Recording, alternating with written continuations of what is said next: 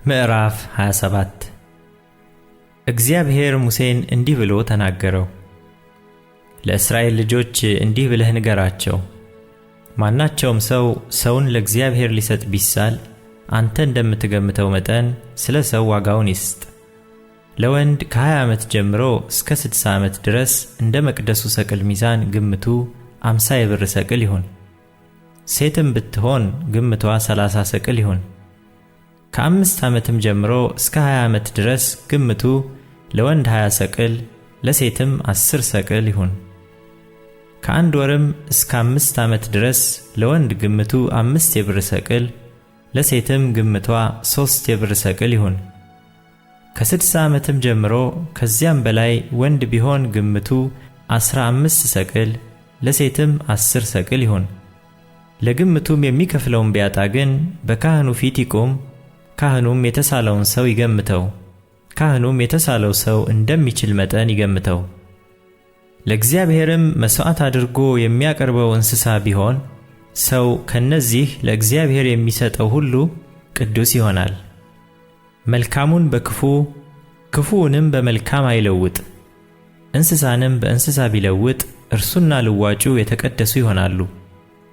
እንስሳው ለእግዚአብሔር መሥዋዕት መሆን የማይገባው ርኩስ ቢሆን እንስሳውን በካህኑ ፊት ያኑረው። መልካምም ቢሆን ክፉም ቢሆን ካህኑ ይገምተው። ካህኑም እንደሚገምተው መጠን እንዲሁ ይሁን። ይቤዠውም ዘንድ ቢወድድ ከግምቱ በላይ 5ኛ ይጨምር። ሰውም ለእግዚአብሔር ቅዱስ ይሆን ዘንድ ቤቱን ቢቀድስ ካህኑ መልካም ወይም ክፉ እንደሆነ ይገምተዋል። ካህኑም እንደሚገምተው መጠን እንዲሁ ይቆማል።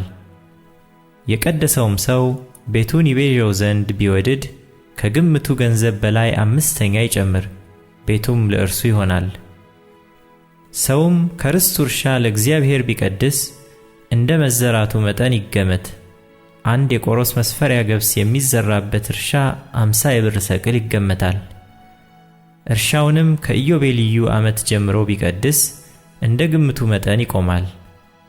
እርሻውንም ከኢዮቤልዩ ዓመት በኋላ ቢቀድስ ካህኑ እስከ ኢዮቤልዩ ዓመት ድረስ እንደ ቀሩት ዓመታት ገንዘቡን ይቆጥርለታል፣ ከግምቱም ይጎድላል። እርሻውንም የቀደሰ ሰው ይቤዠው ዘንድ ቢወድድ ከግምቱ ገንዘብ በላይ 5ኛ ይጨምር፣ ለእርሱም ይሆናል። እርሻውንም ባይቤዠው ወይም ለሌላ ሰው ቢሸጥ እንደገና ይቤዠው ዘንድ አይቻለውም። እርሻው ግን በኢዮቤልዩ ሲወጣ እንደ እርም ለእግዚአብሔር የተቀደሰ እርሻ ይሆናል፣ ርስቱ ለካህኑ ይሆናል። ከርስቱ እርሻ ያልሆነውን የገዛውን እርሻ ለእግዚአብሔር ቢቀድስ ካህኑ እስከ ኢዮቤልዩ ዓመት ድረስ የግምቱን ዋጋ ይቆጥርለታል። በዚያም ቀን ግምቱን እንደ ተቀደሰ ነገር ለእግዚአብሔር ይሰጣል። በኢዮቤልዩ ዓመት እርሻው የምድሪቱ ባለርስት ወደ ነበረው ወደ ሸጠው ሰው ይመለሳል። ግምቱም ሁሉ እንደ መቅደሱ ሰቅል ሚዛን ይሆናል። ሰቅሉ 20 አቦሊ ይሆናል። ለእግዚአብሔር ግን የሚቀርበውን የእንስሳ በኩራት ማንም ይቀድሰው ዘንድ አይቻለውም። በሬ ቢሆን ወይም በግ ለእግዚአብሔር ነው። የረከሰም እንስሳ ቢሆን እንደ ግምቱ ይቤዠው፣ በእርሱም የዋጋውን 5ኛ ይጨምርበታል። ባይቤዥም እንደ ግምቱ ይሸጣል። ለእግዚአብሔርም የተለየ እርም የሆነ ነገር ሁሉ ሰው ቢሆን ወይም እንስሳ ወይም የርስቱ እርሻ ቢሆን አይሸጥም፣ አይቤዥም። እርም የሆነ ነገር ሁሉ ለእግዚአብሔር ቅዱሰ ቅዱሳን ነው። ከሰዎችም እርም የሆነ ሁሉ አይቤዥም፣ ፈጽሞ ይገደላል።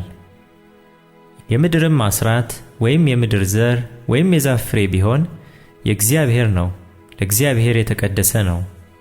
ሰውም አስራቱን ሊቤዥ ቢወድድ 5ኛ ይጨምርበታል።